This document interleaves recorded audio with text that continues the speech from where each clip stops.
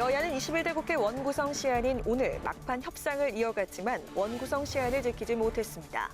오늘 상임위원장단 선출 강행을 예고했던 민주당은 상임위원 정수조정특위를 구성하자는 통합당 제안을 수용해 모레까지 정수조정 문제를 논의하기로 했습니다.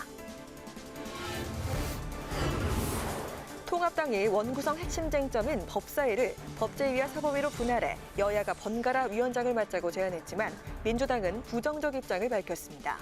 박병석 의장은 오는 12일 본회의 방침을 밝히며 여야의 12일 오전까지 상임위원 명단을 제출할 것을 요청했습니다. 기본소득 이슈가 정치권 최대 화두로 떠오르고 있습니다. 코로나19 경제 위기 속에 대선 주자들이 기본소득 논쟁에 일제히 가세하면서 찬반 논란이 가열되고 있습니다. 뉴스앤 파워 인터뷰, 오늘은 더불어민주당 원내대변인 박성준 의원으로부터 21대 국회 원구성 협상과 향후 국회 운영에 대한 민주당의 입장 들어봅니다.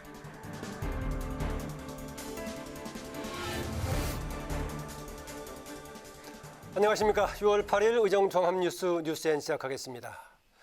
네, 오늘 21대 원구성 법정 시한이 오늘인데요. 끝내 시한을 지키지 못했습니다.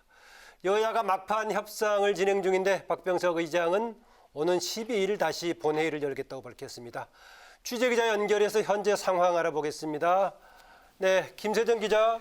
네, 현재 상황이 어떻게 진행이 되고 있습니까? 네, 결론부터 말하면 원구성은 결국 법정 시한을 넘겼습니다.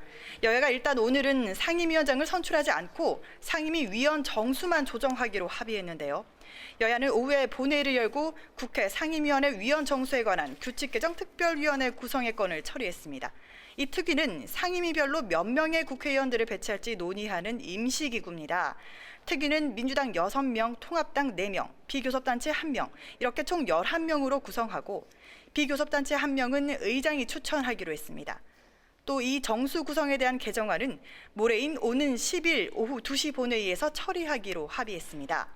또 오늘 박병석 의장이 주재한 여야 회동에서 박 의장은 오는 10일 금요일 오전까지 상임위 선임 명단을 제출해달라고 양당 원내대표에게 요구했습니다.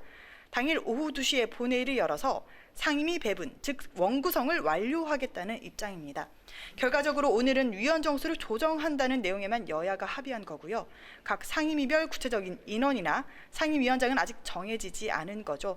국회법상 상임위원장 선출 기한이 오늘까지이기 때문에 결국 원구성은 법정 시한을 넘기게 되는 겁니다. 네, 법정 시한을 넘기게 됐지만 그래도 여야가 일정 부분 협의는 이뤘으니까요. 의미가 있다고 봐야 할까요? 네, 여야가 한 발씩 물러났다고는 볼 수 있겠습니다. 당초 민주당은 여야 합의가 이뤄지지 않더라도 국회법이 정한 대로 오늘 본회의 표결을 통해 여당 단독으로라도 상임위를 구성하겠다는 입장이었습니다. 법정 시한을 지키겠다는 입장을 고수해 왔었죠. 통합당은 원구성 협상 타협안으로 법사위 분리를 제안하면서 민주당이 수용할 것을 촉구하는 상황이었는데 일단 모레까지는 협상 시한을 벌었다고 할 수 있습니다. 여야 이견이 아직 팽팽한 상황인데요. 이번 주 안에 결론을 내기 위해선 관건인 법사위원장을 비롯해서 상임위 배분을 위한 협상을 이어갈 것으로 보입니다. 남은 기간 여야가 이견을 좁힐 수 있을지 주목됩니다. 국회방송 김세정입니다. 여야 협상을 중재하고 있는 박병석 국회의장이 오늘 국민께 송구하다면서 다시 한번 원구성 협상 타결을 촉구했습니다. 역지사지를 강조한 박 의장의 발언을 들어보시죠. 오늘은 국회법이 정한 원구성을 마치는 날입니다. 지키지 못했습니다. 21대 국회에 대한 국민의 기대에 부응하지 못해 송구스럽습니다. 원구성의 문제는 이제 더 이상 논쟁의 문제가 아니라 선택과 결단의 문제라는 생각을 가지고 있습니다. 나도 양보할 수 있다는 열린 마음의 자세로 역지사지하는 때만이 우리가 원만한 합의에 이를 수 있을 것입니다. 네, 여야가 법사위 배분 문제를 놓고 이견을 좁히지 못하면서 원구성 협의가 진통을 겪고 있는데요. 오늘 일단 여야가 상임위 정수에 관한 개정특위 구성에 합의하고 협상 시간을 벌면서 단독 원구성이라는 파행은 일단 피했습니다. 김동길 기자입니다. 더불어민주당은 원구성 법정 시한인 오늘 상임위원장을 선출하겠다고 공언했습니다. 본회의 시간도 오후 4시로 공지하면서 강행하는 것 아니냐는 우려가 있었지만 대화의 물꼬는 박병석 국회의장과 원내대표 회동에서 나왔습니다. 통합당이 제안한 상임위원회 위헌 정수 개정 특위 구성에 여야가 합의한 겁니다. 여야가 번 시간은 이틀. 여야는 모레 본회의에서 규칙 개정안을 처리하기로 합의했지만 원구성 협상은 여전히 평행선입니다. 여야 모두 법사위를 포기할 수 없다는 입장인 가운데 민주당은 통합당이 합의하지 않으면 12일 본회의에서 상임위원장 선출을 시도한다는 방침입니다. 상임위 배분 때문에 국난 극복을 위한 골든타임을 놓치는 그런 오류를 민주당은 절대로 하지 않겠습니다. 국민에 대한 국회의 책임은 단 하루도 늦출 수 없습니다. 통합당은 원구성 협상의 타협안으로 법제사법위원회 분할 방안을 제시하고 여당의 수용을 촉구했습니다. 법사위를 법제특별위원회와 사법위원회로 분리하고 의원 40~50명으로 구성된 법제특위가 체계 자구심사를 맡도록 하자는 겁니다. 법사위를 지금처럼 두서는 제대로 일하는 국회가 될 수 없습니다. 적어도 40~50명의 법제특별위원회를 구성하고 법안별로 경제법안, 사회법안, 외교안보법안, 또 오늘 헌법학자들이 제안했습니다. 이에 대해 민주당은 옥상옥 역할을 해온 법사위 역할을 축소해야 한다는 민주당 주장과 맞지 않는다며 일고의 가치도 없다고 밝혔습니다. 여당 단독 원구성이라는 파행은 면했지만 원구성 협상을 둘러싼 진통은 계속될 것으로 보입니다. 국회방송 김동길입니다. 법사위원장 자리를 둘러싸고 여야가 대립을 이어가면서 이번 21대 국회 역시 원구성 법정 시한을 지키지 못했습니다. 역대 국회에서도 상임위원장 배분을 두고 여야의 줄다리기가 치열했는데요. 어떻게 배분돼 왔는지 박지영 기자가 정리했습니다. 제1당이 모든 상임위원장을 가져가던 관례에서 벗어나 교섭단체 의석수를 감안해 배분을 시작한 건 대통령 직선제 개헌 이후인 지난 1988년 13대 국회부터입니다. 14대 국회의 경우 상임위원장 배분을 둘러싼 첨예한 대립으로 125일간 공전을 거듭했습니다. 오랜 협상 끝에 149석으로 아쉽게 과반 의석을 놓친 여당인 민주자유당이 의석수에 따라 17개 상임위원장 자리 중 10개를 차지했습니다. 16대 국회에선 여당을 제치고 1당을 차지한 한나라당이 절반인 8개 상임위원장 자리를 가져갔고 여당인 새천년 민주당은 7개 자리를 확보했습니다. 여당이 단독 과반 의석수를 확보한 17대 국회부터 19대 국회까지는 상임위원장 배분을 둘러싼 대립은 유독 심해졌습니다. 17대 국회에선 152석을 차지한 열린우리당이 9개, 한나라당이 8개로 나눠 가졌고 여야가 바뀐 18대 국회에선 80여일의 협상 끝에 한나라당이 9개 상임위원장 자리로 제1야당보다 3개 자리를 더 확보했습니다. 19대 국회에선 새누리당과 민주당이 각각 8개씩 나눠 갖고 대신 예결위와 윤리특위 등 2개 특위를 새누리당이 가져갔습니다. 특히 모든 법안이 거쳐야만 하는 마지막 관문 법사위 위원장 자리는 여야의 경쟁이 치열했습니다. 때문에 줄곧 1당 차지였지만 17대 국회부터 19대 국회까지는 법사위원장을 야당이 맡아왔습니다. 17대 당시 여당인 열린우리당이 야당인 한나라당에 법사위원장을 양보하면서 관행처럼 이어져 왔습니다. 그러나 지난 2016년 20대 국회에서 당시 여당인 새누리당 권성동 의원이 법사위원장을 맡으면서 21대 국회에서 법사위원장 자리가 또다시 원구성 쟁점으로 떠올랐습니다. 법사위원장 자리를 놓고 한치의 양보 없이 대치하고 있는 여야. 이번 21대 국회에선 어느 교섭단체가 차지할지 주목됩니다. 국회방송 박지영입니다.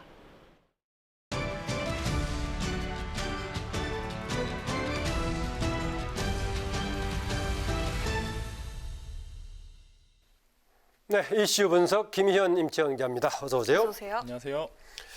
네, 리포트 여러 군데 지적했지만 원구성 오늘까지 하겠다 마치 벼랑 끝 날짜를 정한 것처럼 얘기했었는데요.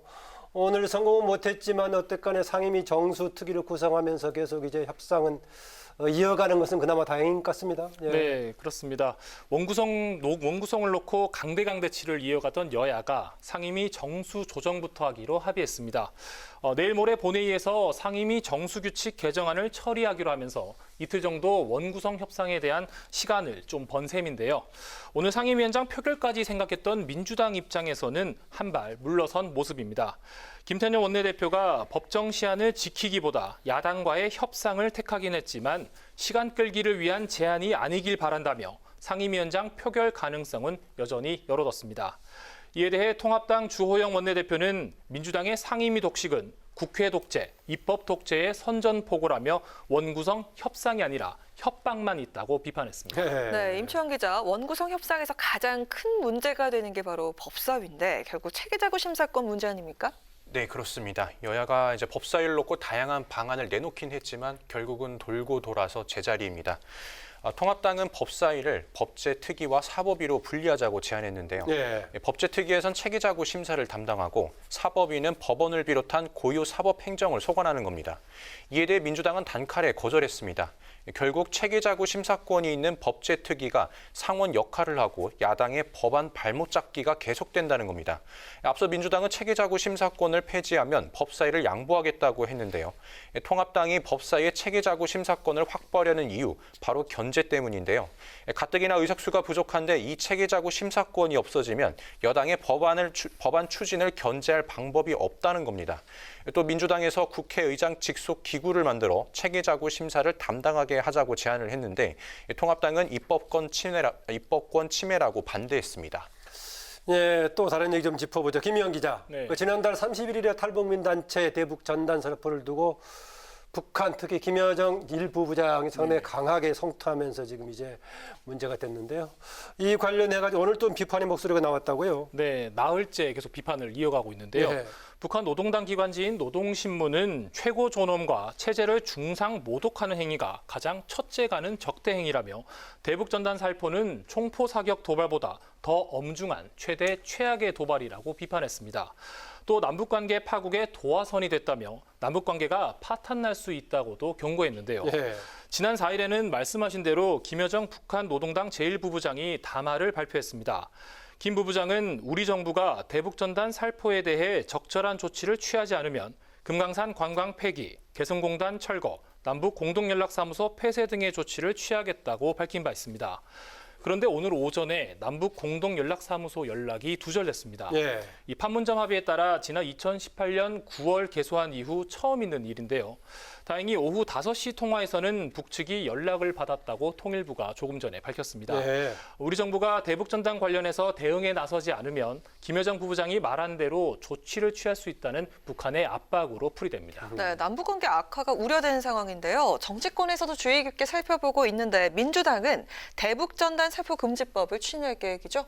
네, 김태년 원내대표가 원구성이 완료되는 대로 대북전단 금지 살포 금지법을 추진하겠다고 네. 밝혔습니다. 김 원내대표는 최고위원회의에서 어렵게 쌓은 신뢰를 허물고 한반도 긴장감을 고조시키는 행위를 자제해야 한다고 강조했습니다. 김 원내대표의 발언 직접 들어보시죠. 접경지역 주민의 생명과 안전을 지키고 한반도 평화를 위해 백해무익한 대북 전단 살포는 금지되어야 합니다.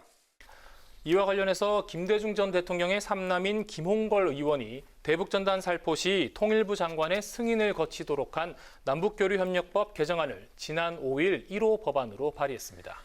네, 임채원 기자. 통합당은 민주당의 이런 식의 지금 이제 살포 금지 관련 법안 추진에 대해서 북한에 대한 굴종적인 자세다라고 비판하고 있죠. 네, 통합당은 대북전단 살포 금지법이 이제 김여정 지시법이라고 이제 비판했는데요. 김여정 지시법이다. 예. 북한의 미사일이나 총탄보다 우리 국민이 날린 전단지가 더 위험하다는 것이냐면서 목소리를 높였습니다. 또 대북전단을 금지하는 것은 헌법이 보장하는 표현의 자유를 침해하는 것이라고 덧붙였습니다. 또 청와대를 향해서도 청와대가 대북전단 살포는 백해무익한 행동이라며 단호히 대응하겠다고 있다고 밝힌 데 대해서도 북한의 저자세를 취하고 있다고 지적했습니다. 네. 김종인 비대위원장은 우리나라의 경제와 국방 능력이 북한을 압도하고 있고 위상도 높은데 북한의 요청에 일방적으로 끌려다녀서는 안 된다고 밝혔습니다. 직접 들어보시죠. 우리가 북한의 핵이 무섭고 북한의 소위 화학 무기가 두려워서 북한에게 저자세를 보이는 건지 그렇지 않으면 어떤 다른 이유가 있어서 그러는 건지 잘 납득이 가지 않습니다. 네, 또 위안부 피해자 할머니 쉼터의 소장이 어제 자택에서 숨진 채 발견이 됐는데요. 고인과 인연이 있는 윤미향 의원이 좀 많은 충격을 받은 것으로 보이는데 윤 의원이 좀 검찰의 수사 방식에 대해서 비판을 했다고요? 네, 그렇습니다.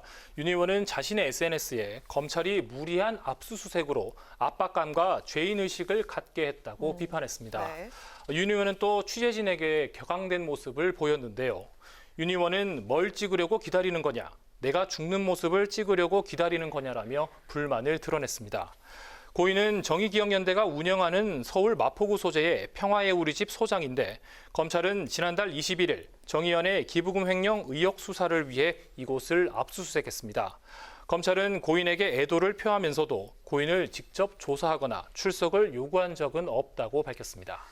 예, 민주당에서 관련해서 검찰과 언론을 비판하는 비판의 목소리가 나왔다고요? 네, 그렇습니다. 오늘 최고위원회의에서 남인순 최고위원이 말했는데요.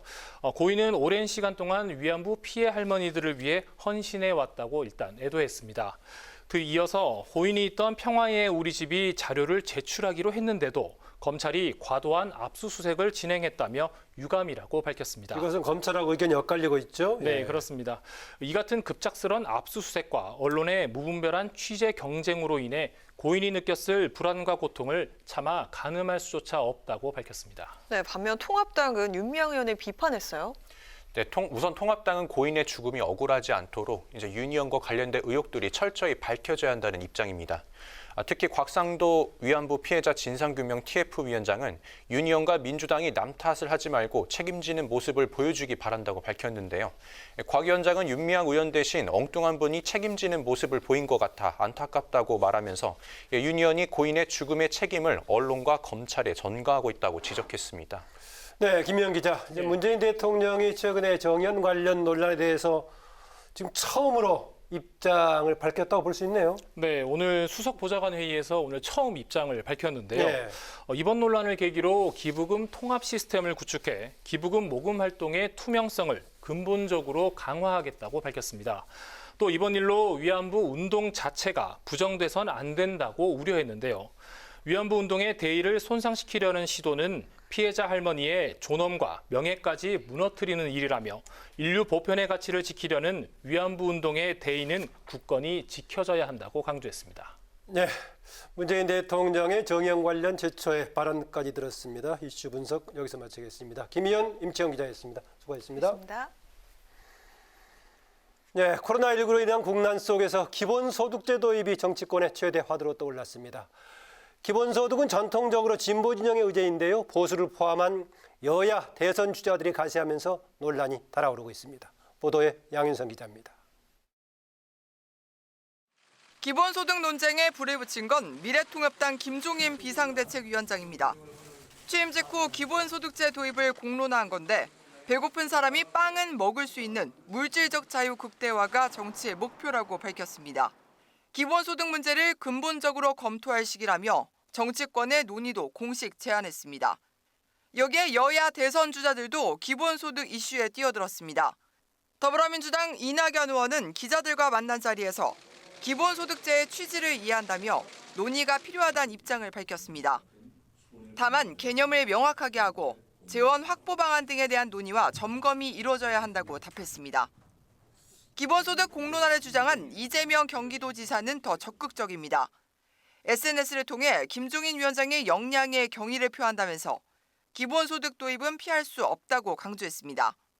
반면 박원순 서울시장은 기본소득보다는 고용보험의 전면 실시가 더 현실성이 있다고 주장했습니다. 야권 대선 주자들도 기본소득 논쟁이 한창입니다. 무소속 홍준표 의원은 SNS에서 기본소득제는 사회적 배급주의라고 불가론을 폈습니다. 통합당 유승민 전 의원도 보수라는 말을 싫어한다는 김종인 위원장과 달리 보수의 가치는 유효하다고 밝혀 기본소득 반대 입장이란 관측이 우세합니다. 앞서 국민의당 안철수 대표는 한국형 기본소득 도입 방안을 집중 검토하겠다고 밝혔습니다. 기본소득을 두고 보수와 진보, 각 진영 안에서도 찬반은 물론 구체적인 방법론에도 차이를 보이고 있어 앞으로 치열한 논쟁이 예상됩니다. 국회 방송 양윤선입니다. 박병석 국회의장이 문재인 대통령의 취임 축하 전화를 받았습니다. 문 대통령은 국회가 개헌을 위한 초기 진통을 빠르게 해결하고 원만하게 출발하길 바란다면서 여야가 협치를 해서 경제 위기를 극복하길 기대한다고 밝혔습니다. 이에 대해 박 의장은 21대 국회는 과거와 달라야 한다는 국민의 기대가 크다면서 특히 코로나19의 조기 종식과 코로나 이후의 위기 돌파를 위해 뒷받침할 것이라고 말했습니다. 박 의장은 또 노영민 대통령 비서실장으로부터 대통령이 보낸 축하난을 전달받고 문 대통령이 퇴임 후 국민의 박수를 받으면서 떠나는 최초의 대통령이 되도록 노력해달라고 당부했습니다. 국민의당 안철수 대표가 모든 원내 정당들이 6.25 전쟁 참전 용사들과 참전 국가들에 대한 감사 결의안을 낼 것을 제안했습니다. 또 현충일 추념식에 천안함, 연평해전 생존자와 유가족 등을 참석 명단에서 제외했던 일을 놓고는 상식 이하의 일이라고 비판했습니다. 이어서 국민당 지도부는 강원 하천 지역의 6.25 국군 전사자 유해 발굴 현장을 방문해 국가가 해야 할 가장 기본적인 일은 나라를 위해 싸운 분들을 가족의 품으로 돌려보내는 일이라며 유해 발굴 작업의 중요성을 강조했습니다.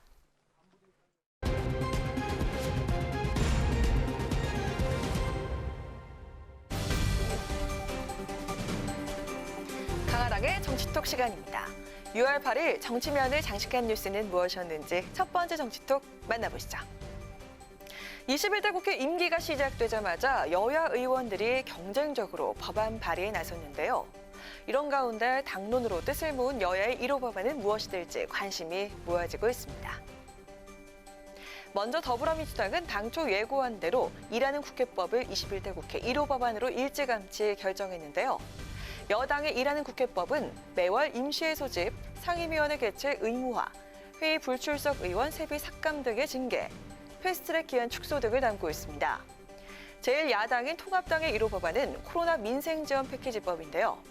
이 법안은 코로나 방역 관련 일시적 사업 중단 등으로 손실이 생긴 의료기관과 소상공인, 중소기업의 피해 지원, 대학교 등록금 환불, 무상급식 지원 중단 시 취약계층 푸드쿠폰 지원 등 위기 극복을 위한 민생 지원을 담고 있습니다. 한편 정의당은 성별, 장애, 나이, 인종 등 사회적 신분 등을 이유로 한 차별을 금지하는 법안인 차별금지법을 21대 국회에서 우선으로 추진하겠다고 밝혔고, 열린민주당은 일하지 않는 국회를 언제든 국민이 직접 심판할 수 있는 것이 진정한 민주주의라며 국민이 의원에 대한 책임을 직접 묻는 국회의원 국민소환제를 당론 1호 법안으로 발의했습니다. 21대 국회가 개헌한 이후 각 당이 내놓은 1호 법안을 살펴보면 일하는 국회 실현의 방점이 찍혀 있는데요. 여야 모두 새 국회의 첫 과제로 싸우지 않고 일하는 국회를 꼽고 있는 만큼 모쪼록 21대 국회는 국민으로부터 신뢰받는 국회, 국민을 위해 일하는 국회가 될 수 있길 기대해봅니다. 이어서 오늘의 두 번째 정치톡입니다. 더불어민주당 유력 대권 주자들이 8월 전당대회에 조기 등판할 것으로 알려지면서 당권 경쟁이 한층 뜨거워지고 있습니다. 이낙연 의원과 김부겸 전 의원이 전당대회에 앞서서 캠프 사무실을 여의도 모처에 마련할 것으로 알려지면서 영호남 대권 주자 간의 당권 경쟁이 현실화되고 있습니다. 이낙연 의원은 최근 여의도 모처에 건물 한 층을 캠프 사무실용으로 임대한 것으로 알려졌는데요. 여권의 한 관계자는 이 의원이 이미 일찌감치 캠프 사무실을 구했다며 대선 일정까지 고려해서 캠프지는 사무실에 장기간 입주해 있을 것이라고 설명했습니다. 해당 건물은 과거 민주연구원이 입주했었던 건물이라고 하는데요. 규모가 140평에 달하는 것을 고려하면 이 의원 측은 메모드급의 캠프를 준비하는 것으로 예상이 되고요. 전당대를 넘어서 대선 캠프로 활용하는 계획까지 염두에 둔 것으로 보입니다.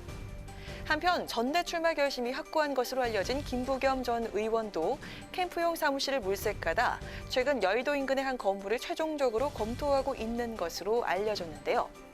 김 전 의원 측은 곳곳에 흩어져 있던 조직을 이 건물로 모두 통폐합해서 조직과 진용을 정비할 계획이라고 합니다. 이낙연 의원, 김부겸 전 의원 두 사람 모두 캠프 준비에 박차를 가함에 따라 당권 출마 준비에도 속도를 낼 것으로 보이는데요. 양측은 늦어도 이달 말까지 전당대회 출마에 대한 공식 입장을 밝힐 거란 관측이 나오고 있습니다. 대권 주자 간의 당권 도전이 대선 경선 전초적 양상을 보이면서 민주당 내에서는 과열 경쟁에 대한 우려도 나오고 있습니다. 8월 전당대회 대권 주자들의 조기 등판은 과연 어떤 결과를 가져올지, 또 슈퍼 여당의 당권 경쟁은 어떻게 전개가 될지 관심 갖고 지켜보도록 하겠습니다. 이어서 오늘의 세 번째 정치톡입니다. 최근 미래통합당에서 새로운 변화가 종종 목격되고 있습니다. 그중 하나가 바로 계파를 대변하는 목소리가 사라졌던 건데요. 예전에 당을 갈라놨던 친이 친박의 경계가 무색해지면서 과거 상도동, 동교동계처럼 친이계와 친박계도 역사 속으로 사라지게 됐습니다. 미래통합당, 지난 총선의 참패와 김종인 비대위 체제 출범을 계기로 약 15년간 보수 권력을 양분해온 친이계와 친박계 태조가 뚜렷해지고 있습니다. 대신 청년과 여성이 신주류로 급부상하면서 양대 패권 세력의 공백을 채워나가는 모양새인데요. 현재 통합당 비대위원 9명 가운데 김 위원장과 조호영 원내대표, 이종배 정책위 의장 등 당연직 3명을 제외한 6명 중에 5명이 청년과 여성이라고 하고요. 또 이 중 3명은 1980년대생으로 당의 체질을 청년 위주로 바꾸는 책임을 맡고 있다고 합니다. 또한 통합당 내에서 여성의 입지는 더욱 커졌는데요. 싱글맘 변호사로 21대 국회에 입성한 김미애 비대위원과 도시계획학 박사이자 20대 의원 출신인 김연아 비대위원은 각자 전문 분야를 바탕으로 당의 진로를 구상하는 데 큰 역할을 맡게 됐고요. 초선의 김은혜 의원도 당의 대변인을 맡아서 대언론 소통창구의 역할을 하게 됐습니다. 통합당의 한 관계자는 당의 대대적인 변화를 통해서 지지층의 외연 확대는 물론 국민들이 요구하는 사람에 대한 세대교체, 변화를 계속해서 추진해갈 것이라고 밝혔습니다.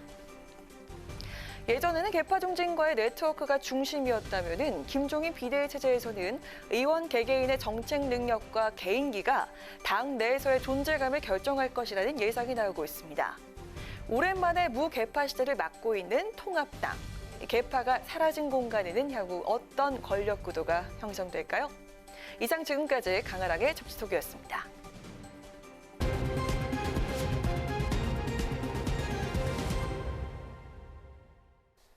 네, 진취적인 정당이 되도록 만들겠다. 일주일 전 당의 대대적인 변화를 예고하면서 임기를 시작한 통합당의 김종인 비대위원장.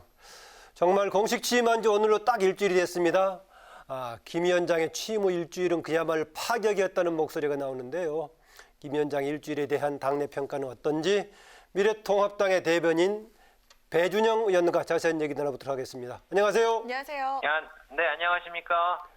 예, 제가 앞서 소개했지만 진취적인 정당에서 최근 기본소득 문제까지 김종인 위원장 정말 파격 행보를 이어가고 있는데요. 정치권에서 상당히 주목하고 약간의 파장도 있는 것 같습니다. 어떻습니까? 네. 대체로 팔흔들기에 성공했다 이런 평가들 같은데 당내에서는 어떤 평이 나오고 있습니까? 네. 저는 이 김종인 위원장의 7일 짧았지만 강력했다고 말씀드리고 싶은데요. 일주일이라는 짧은 시간이었지만은 예를 들어서 진보 진영의 어젠다라고 인식됐던 기본소득 이슈도 통합당이 선도하는 등 이 정책 정당으로서의 새로운 길을 다지게 됐다는 점에서 의미가 크고요. 예.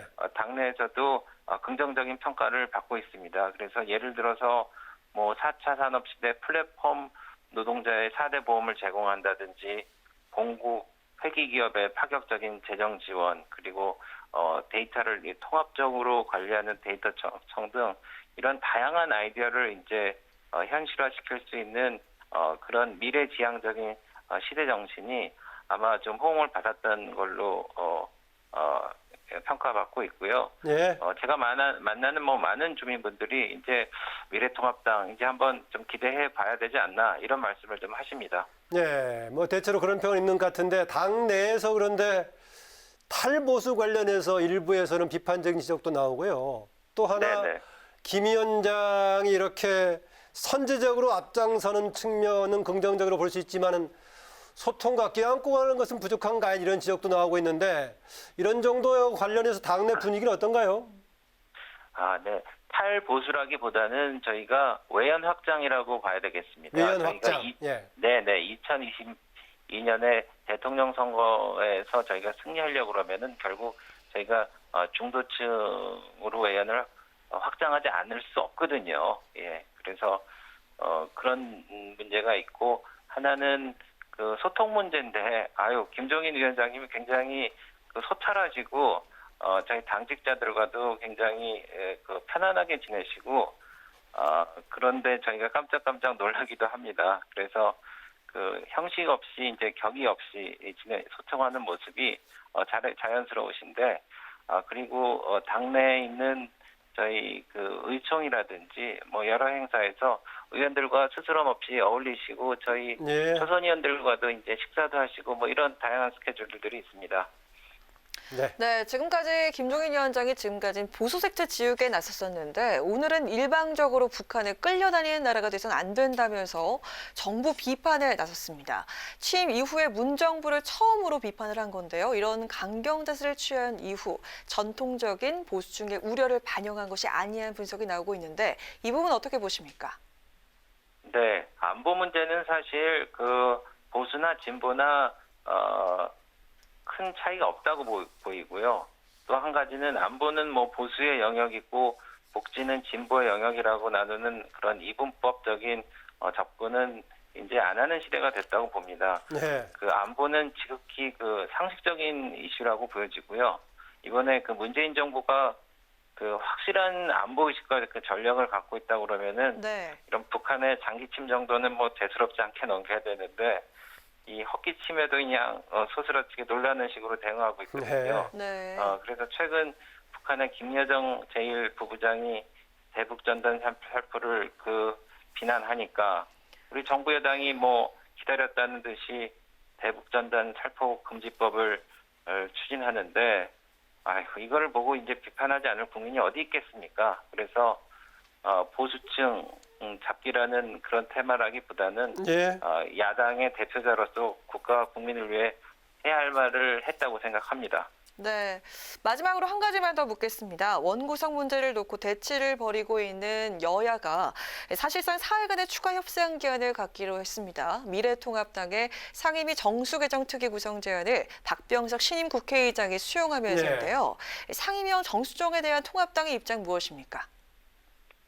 네, 그래서 저희가 이번에 단독 국회를 53년 만에 지금 밀어붙였고 그 상임위도 독식하려고 그러는 으름장을 놓고 있는 그런 어려운 상황입니다. 그런데 법사위 같은 경우에는 이제 견제와 균형의 국회 원리를 마지막으로 구현할 수 있는 중요한 곳입니다. 그래서 저희가 법사위를 반드시 저희가 그 전통대로 가져와서 견제와 균형의 논리를 지난 전통대로 좀 구현하려고 하는 생각을 갖고 있고요. 네. 그래서 오늘 일단 본회의를 들어가서 이 관련된 절차를 협조하고 국회가 빨리 돌아가고 그래서 제 3차 추경 등 여러 가지 현안들을 좀 아는데 저희가 저쪽에서 전향적으로 나오면은 저희가 굳이 반대하고 다툴 이유가 없기 때문에 네.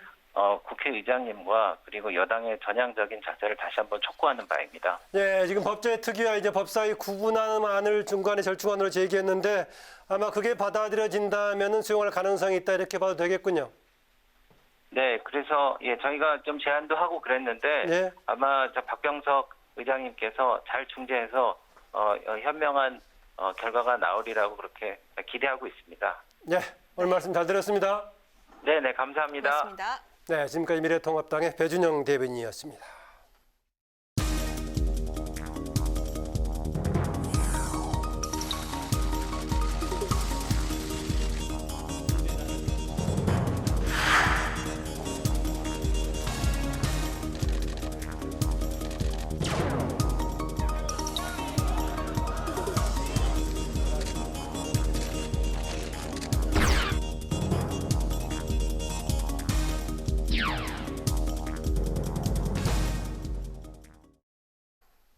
네, 이번 시간은 뉴스N의 파워 인터뷰 코너입니다. 21대 국회 원구성 법정 시한인 오늘 법사위원장을 차지하기 위한 여야의 신경전 정말 마당 끝 오늘 토론 시한부 협상이었는데 실패했습니다. 21대 국회가 출발부터 아쉽긴 합니다만은 여야 협치는 혹시 이러다 멀어지는 거 아니냐 우려도 나오고 있는데요. 처음에 상당히 강공 드라이브를 걸긴 했습니다. 여당의 입장과 향후 방향은 어떤지 더불어민주당의 원내대변인이신 박성준 의원과 함께 얘기 나눠보도록 하겠습니다. 어서 오세요. 네, 안녕하세요. 반갑습니다. 네. 네. 먼저 축하드립니다. 예, 감사합니다. 임기 시작한 지 오늘 보니까 10일 됐어요. 아, 10일 됐나요? 네. 5월 이틀에다가 오늘 8일이니까. 아, 그러네요. 10일만. 10일 전에 이제 5월 30일부터 네. 임기가 시작이 됐는데 처음에 임기 되고 나서는 느낌이 별로 없다가 6월 5일 날 첫 개원하지 않았습니까? 네. 본회의장을 들어가 보니까 당선인 전부터 대변인 맞지 않았어요? 맞습니다. 예. 그 당선인 되고 나서 얼마 지나지 않아서 네. 대변인 원내대변인을 맡게 네, 됐습니다. 그때 전화 연결도 했었고요. 예, 네. 활발한 활동 요즘 하고 있습니다. 네. 그러니까 방송인으로서 아나운서 앵커 보니까 네. 24년 하셨어요. 24년 했습니다.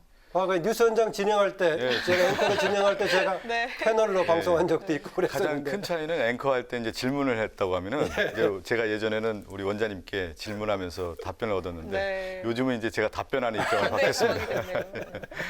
네, 21대 의정활동 계획 뭐 쭉 가면서 하시겠지만 큰 틀로 얘기한다면요. 네, 저는 아무래도 제가 이제 중구 성동울 지역 국회의원 아니겠습니까? 네. 지역에 이제 뿌리를 내려서 지역 정책과 관련해서 하나하나 이제 점검을 하고 지역민들이 원하는 것이 무엇인지 이제 정책 공약을 만들어서 이제 펼치는 것이 매우 중요하다는 생각이 좀 들고요. 또 하나는 아무래도 또 지역을 뛰어넘어서 중구 성동을 대표하는 국회의원으로서 예. 앞으로 중앙 정치에서도 이제 왕성한 활동을 하라는 그런 명령이 저에게 주어졌다고 생각됩니다. 지역과 또 중앙을 아우르는 큰 정치인으로서 발돋움할 수 있게끔 열심히 활동하도록 하겠습니다. 네. 네, 21대 국회 결국 원구성 법정 시한을 넘겼습니다.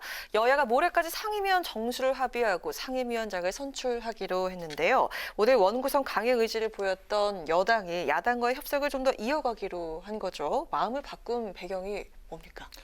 마음을 바꿨다라는 것보다는 이제 호흡 조절에 좀 들어갔다고 할 필요가 있을 것 같아요.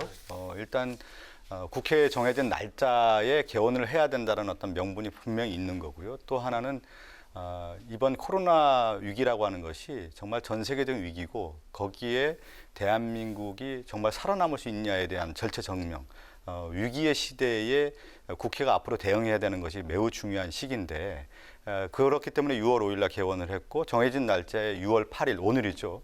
상임위 구성을 하려고 노력을 했는데 야당과의 협상에 있어서 상당히 좀 어려운 점이 많았고요. 또 주호영 원내대표라든가 김성훈 원내수석이 적극적으로 나섰지만 조정 특히 상임위원회 이제 법사위원장을 누가 가져갈 것이냐에 대해서 전혀 좁혀지지 않다 보니까 평행선을 그어왔는데 일단은 서로 좀 한 발자국 좀 뛰어서 보자고 하는 어떤 의미가 있을 것 같고요. 네. 호흡을 갖고 더 적극적으로 나서겠다라는 의지의 또 반영이라고도 좀 볼 수 있을 것 같습니다. 이제 쟁점이 되고 있는 법사위 관련해서 예. 조금 전에 뭐 이제 들어오셨을 때 제가 배준영 통합당 대변인한테 질문했습니다만은 그 이제 법사위를 이제 법제특위하고 법사위로 구분하는 제안을 해서 어땠는데 뭐 그것도 지금 민주당에서는 수용을 하지 않았습니다. 네. 어떻게 보십니까? 그것은 이제 기존에 이제 법사위원회의 어떤 기능을 명확하게 좀 봐야 될 것 같아요. 네. 법사위가 우리가 얘기하는 어떤 체계 잡고 심사권을 가지고 다른 법안이 올라왔을 때 그 법안을 발목을 잡는 그런 역할을 했고 또 내용 심사까지 하다 보니까 오히려 국회 내 어떤 상원 역할을 하다는 비판이 있었습니다. 네. 여기에 법안 처리율까지 낮다 보니까 법사위의 기능 재편에 대한 목소리들이 매우 컸는데 네.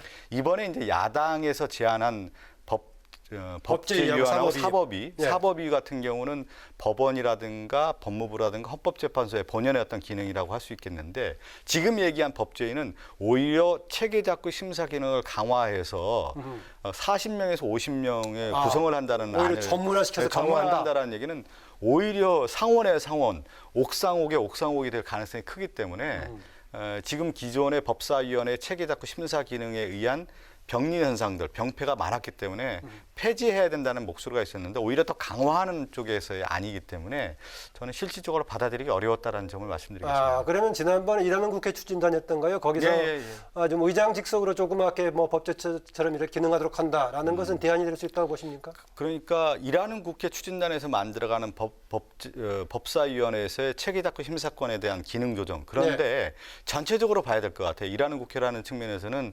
상시국회를 열고 또 하나는 상임위원회 중심으로 간다든가 특히 이제 상임위원회 중심주의로 간다라는 것은 그동안에 이제 법사위원회에서 가졌던 체계다투 심사권을 상임위 안에서도 그 기능을 충분히 해서 본회의로 올린다고 하면 일에 있어서 어떤 효율성이라든가 속도의 면에서는 훨씬 더 강화될 수 있기 때문에 일하는 국회법에서 그것을 하나의 안으로 만들어서 추진하겠다라는 것이 민주당의 생각인 것이죠. 예, 제가 이제 그 박성준 의원, 박성준 대변인하고 전화 인터뷰 해봤었는데요.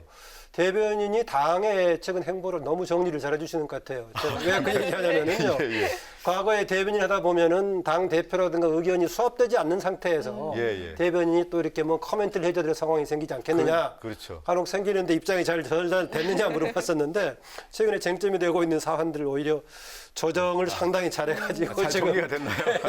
잘해주시는 것 같은데요. 제가 여기서 이제 하나 꼭 지적해보고 싶은 내용 중에 하나가 주호영 원내대표가 이 법사위 기능에 대한 상당히 그 관심을 갖고 지금 야당이 계속 고수를 해야 된다는 입장인데 제가 얼마 전에 이제 자료조사를 했는데 2006년도 1월 6일 날 주호영 원내대표가 그 당시 초선 의원이었습니다. 그때 야당일 때였고요. 야당일 때였고요. 한나라당 시절이었는데 체계다투 심사권을 폐지해야 된다라고 하는 안을 가지고 대표 발의를 했습니다. 그러니까 2006년도에도 법사위 안에서의 체계다투 심사권이 문제가 있었다라는 인식을 갖고 있었고 폐지해야 된다는 안을 냈는데 지금은 이 야당의 원내대표로서는 오히려 고수해야 된다는 입장을 갖고 있기 때문에 오히려 좀 그 주호영 원내대표께서 2006년도의 마음으로 돌아가서 이걸 어떻게 조정해야 되는지 그 답을 좀 내놨으면 좋겠습니다. 네.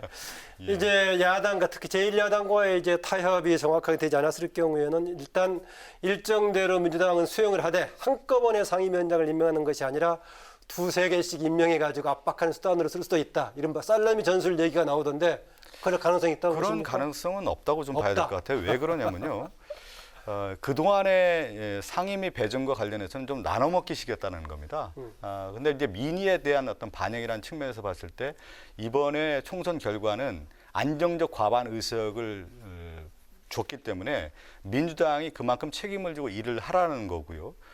상임위 배정에 있어서도 일할 수 있는 책임의 상임위원회를 가져서 확실하게 추진을 하라는 의미이기 때문에 지금 얘기한 것처럼 뭐 두 개를 가져가지고 어떻게 하고 이런 어떤 시나리오는 지금 민주당이 가야 할 어떤 정도에서는 맞지 않는다 이렇게 생각합니다. 그냥 언론에서 추측한 걸까요? 아니면 언론 어느 누군가 민주당에서 개인적으로 한 발언이 있기 때문에 누가 받아서 한 것 같은데 여러 가지 이제 시나리오를 생각했을 수 있었겠죠. 네.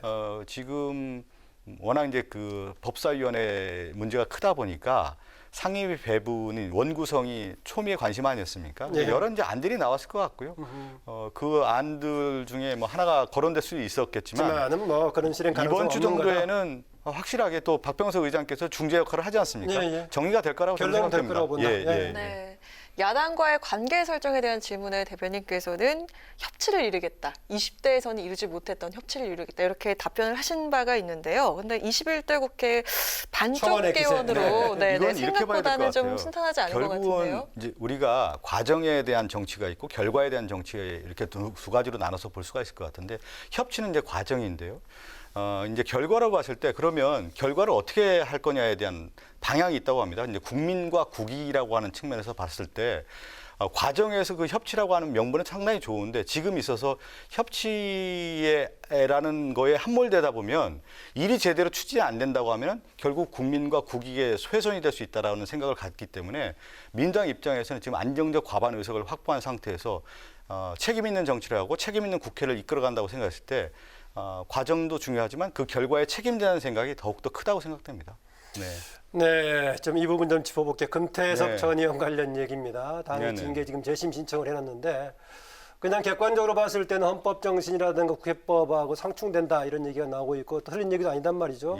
그런데 또 당원의 일원으로서 해야 될 부분이 있기 때문에 어쨌든 간에 그런데 이번에 재심 신청했는데 뭐 지적한 대로 조금 뭔가 다시 결론이 바뀌는 것이 필요하다고 보시면 어떻습니까? 저도 이 부분에 대해서는 좀 잘 몰라서 몇 분에게 이제 여쭤봤는데 윤리심판원이라고 하는 그 기관이요. 예.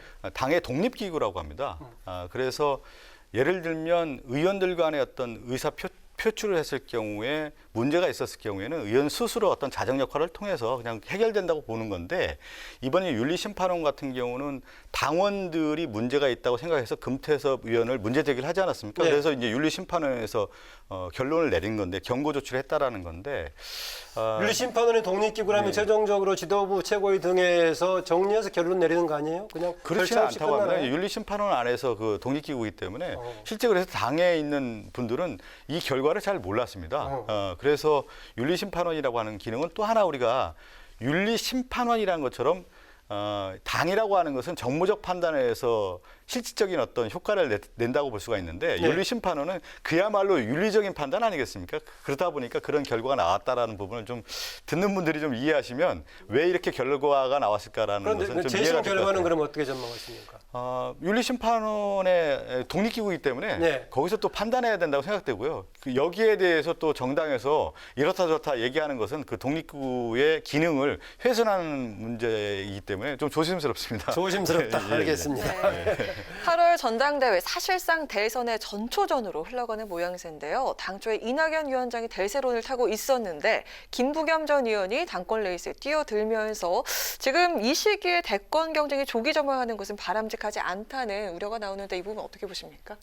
근데 저는 이제 정치의 가장 큰 기능 중에 하나가 정치적 충원 아니겠습니까? 당 대표도 그렇고 다음에 이제 대선에 대한 후보도 검증하는 역할이기 때문에 이번 전당대회를 통해서 누가 당 대표가 나오고 또 그 이후에 대권 후보가 누가 되느냐에 대한 관심들은 사실은 이제 경쟁의 시장이 열렸다고 볼 수가 있을 것 같습니다. 그렇다고 보면은 수많은 사람들이 들어와서 경쟁을 하고 거기서 검증을 받는다고 하면은 당의 일상에서는 건강한 정당이 되고 또 대안 정당이 되고 미래를 준비하는 정당이 되기 때문에 저는 누구나 들어와서 경쟁하고 거기에 따른 어떤 판단은 유권자가 있기 때문에 또 당원들에게 있기 때문에 저는 올바른 방향이라고 생각됩니다. 네. 오히려 조기 과열보다는 오히려 당의 입장에서도 그렇고 어떤 후보가 이 나라를 위해서 이 정당을 위해서 더 나은 인물인가를 평가할 수 있는 좋은 또 기회라는 생각이 또 듭니다. 예. 예. 그 제가 뭐 색다른 질문을 하나 예, 드리겠는데요. 지금 이제 앵커 하실 때 보니까 정치학 공부를 해가지고 이제 정치학 예. 박사이기도 한데 예, 예. 지금 선배 정치인들 중에서 정당 소속을 떠나서 예. 좀 모델로 닮고 싶은 정치인 사람하고 네. 그다음 이번에 같이 지금요? 같이 이번에 진입한 동료 초선 의원들 중에서 이 사람 좀 주목했으면 하는 누구 있나 좀 묻고 싶습니다. 그 선배 정치인을 지금 제가 딱 얘기하기는 상당히 곤란할 것 같아서 동료 이번에 초선 동료 정당을 얘기- 떠나서 뭐 정당을 아니면 양쪽 떠나서 하나씩 해도 그냥 괜찮고. 제가 민주당에 이제 속해 있으니까 네. 아무래도 이제 그 닮고 싶은 인물들은 김대중 대통령이 항상 얘기했던 내용들을 제가 이제 그 자서전을 읽으면서 네. 가슴 새겼던 기억이 나요. 이제 유권자들보다 이제 반걸음 반걸음의 앞서가라. 리더십, 그 예. 반걸음의 리더십이 상당히 좀 앞서갔을 때 오히려 격리 현상이 나타나고 유권자들 어떤 국민들과는 좀 괴리 현상이 있기 때문에 그런 말씀이 있고 또 노무현 전 대통령 같은 경우 깨어있는 시민을 얘기했다라는 내용들 그게 참 제가 생각했던 앞으로 정치에 있어서 어떻게 가야 되는지 그런 생각들을 많이 했었거든요. 지금은 이제 현존하는 정치인을 예. 얘기를 했을 경우에는 동료 정치인 좀 이 사람 좀 주목할 수 있겠다라는 생각 없어요? 가장 어려운 질문이어서 제가 여기 좀 피해가면 안 될까요? 네, 그러면 제가 이제 초선 의원으로서 좀 관심 있는 정치인은 네. 그 고민정 그 의원이 상당히 좀 내공도 강하고 정리가 많이 돼 있어서 앞으로 좀 촉망받는 정치인이 되지 않겠느냐 이런 생각을 갖고 있습니다. 네, 네. 처음에 이제 구체적인 그 누구 얘기하지 않으려고 이제 네. 이전에 리더십 관련 예. 김대중 전 대통령, 노무현 전 대통령을 얘기했는데요. 그 중에서도 이제 고 노무현 대통령의 실사구시적인 실용주의 정치를 좀 담고 싶다 이렇게 예. 얘기한 바도 있습니다. 아, 그 김대중 이유 전 뭐 대통령이죠. 좀 김대중 네. 전 대통령이나 노무현 전 대통령 김대중 이 대통령. 실질적으로 어떤 실사고시 실용주의 정책을 했죠. 왜 그러냐면 지금 얘가 처음 예. 꺼냈던 건 예. 김대중 전 대통령, 예. 제가 노무현 대통령이라고 그러니까 얘기했습니다. 우리가 이제 이념적 프레임에 너무 갇히다 보면 실질적인 어떤 실용이라고 할까요? 이제 국민에게 다가가는 정치를 하기가 좀 어렵지 않습니까? 예. 그러다 보면 이제 진영 논리가 강한데 결국은 정치는 이제 확장성이 얼마큼 있느냐, 대중 친화적이냐에 대한 부분이기 때문에 저는 김대중 전 대통령이 말씀하신 내용들 깨어 있으면서도 행동하는 양심이라든가 또 하나 이제 문제의식에서는 학자적 문제의식을 늘 갖고 있으면서 네, 서생적 문제의식. 예. 풀 때는 이제 상인적이라고 하는 표현을 예. 썼거든요. 그런 면을 봤을 때 정치가 앞으로 가야 할 때는 결국은 민생 문제를 해결하고 국민에게 다가가는 정치를 할 때 뒷받침될 수 있다는 것을 분명하게 말씀해 줬기 때문에 예. 제가 그런 정치, 실사고시적인 정책을 펼치는 것이 앞으로 큰 방향에 있어서는 맞다 이렇게 생각하고 있습니다. 예, 최근에 민주당의 지금 흐름은 어떤 것 같습니까? 민주당이 너무 이념 운동적인 성격이 좀 강하지 않나 이런 것도 있는데. 저는 그 민주당과 미래통합당을 좀 분석해서 볼 필요가 있을 것 같아요. 21대 국회에서 그러면 신진 정치인이 누가 더 잘 충원이 됐느냐. 제가 얘기한 정당의 기본 중에 하나가 정책 충원이라고 했는데 몇 면을 봤을 때 초선 의원들 같은 경우는 저는 전문가적이고 또 시대를 반영할 수 있는 인물들이 많이 들어왔다고 생각됩니다. 그러면 민주당이 지금 2년적 잣대로 봤을 때 오히려 대중에게 더 다가가려고 하는 어떤 인물들을 더 충원했다고 봤을 때 그것은 더 미래지향적으로 민주당이 갈 수 있다는 거고 미래통합당은 제가 여기서 뭐 언급하는 게 좀 적절치 않을 수도 있겠지만 21대 총선 과정에서 인물 충원을 과정을 봤을 때 오히려 미래지향적인 것보다는 과거지향적이라는 의미가 있기 때문에 저는 앞으로 정당 정치의 경쟁에 있어서도 민주당이 훨씬 더 뛰어날 수 있다라고 생각하고 있습니다. 민주당도 미래를 향해서 많이 이번에 그런 변화를 하고 있다는 거고요. 네. 그것이 이제 유권자에게 판단을 받았기 때문에 과감하게 안정적 과반 의석을 유권자들이 심판을 통해서 얻었다고 좀 볼 수 있습니다. 예. 네. 자, 마지막으로 21대 국회에 임하는 각오 여쭙겠는데요. 이것만큼은 꼭 이루고 싶다 하는 목표 있으면 한 말씀 부탁드리겠습니다. 저는 크게 우리 김만우 원장님하고도 방송했지만 제가 남북 관계에 대해서 상당히 관심을 많이 갖고 그동안에 공부도 좀 많이 했었는데 앞으로 우리 사회가 가야 할 방향은 결국은 이제 남북관계 개선을 통해서 동아시아뿐만 아니라 한반도의 어떤 새로운 지형, 한반도의 기적을 만들어가는지 무엇보다 중요하다는 생각을 갖고 있습니다. 그 일에 있어서 좀 일을 하고 싶고요. 또 지역에 있어서는 이제 중구 제가 성동을이니까 민생 부분에 대해서 좀 친화적인 삶의 반장이라고 하는 제가 슬로건을 내세웠었는데 그러한 모습을 통해서 정치를 하고 싶고 지금 이제 코로나19 이후에 전 세계가 큰 방향으로 좀 바뀌고 있기 때문에 한국 사회가 앞으로 코로나19 이후에 어떻게 대응해서 전 세계적인 어떤 선도 국가로 나갈 수 있는지에 대해서 좀 더 많은 국회의원들과 또 협업도 하고 공부도 하면서 준비하는 그런 정치인이 되도록 하겠습니다. 네, 예. 시대적인 변화에 따른 예. 뭔가 새로운 역할, 또 남북관계에 대한 한반도 예. 평화 문제, 지역구 역할 예. 잘하겠다. 예. 고맙습니다. 감사합니다. 앞으로 많은 또 역할을 하도록 노력하겠습니다. 네, 고맙습니다. 예, 뉴스N의 파워 인터뷰 지금까지 더불어민주당의 원내대변인 박성준 의원과 함께했습니다. 네, 오늘 전국 곳곳에 폭염주의보가 내려진 곳이 많습니다. 30도를 웃도는 이 더운 날씨는 이번 주 후반까지 이어지겠는데요. 내일 아침 기온은 서울과 전주, 대구가 20도로 오늘과 비슷하겠고 한낮 기온도 33도까지 올라서 오늘처럼 덥겠습니다. 건강관리 잘 하셔야겠습니다. 예, 오늘 뉴스는 여기까지입니다. 법사위원장 자리를 둘러싼 여야의 시한부 협상은 좀 실패했습니다. 그러나 상임위원 정수조정특위를 가동키로 하면서 협상을 이어가게 돼서 그나마 다행입니다. 늦어도 정말 늦어도 오는 12일 본회의 때까지는 합의에 의한 타결을 기대합니다. 통합당 김종인 비대위원장이 촉발시키고 있는 최근 정치권의 움직임도 새로운 주목을 끌고 있습니다. 국민에게 힘이 되는 국회를 위해서 내일도 뉴스N이 함께하겠습니다. 시청해주셔서 고맙습니다.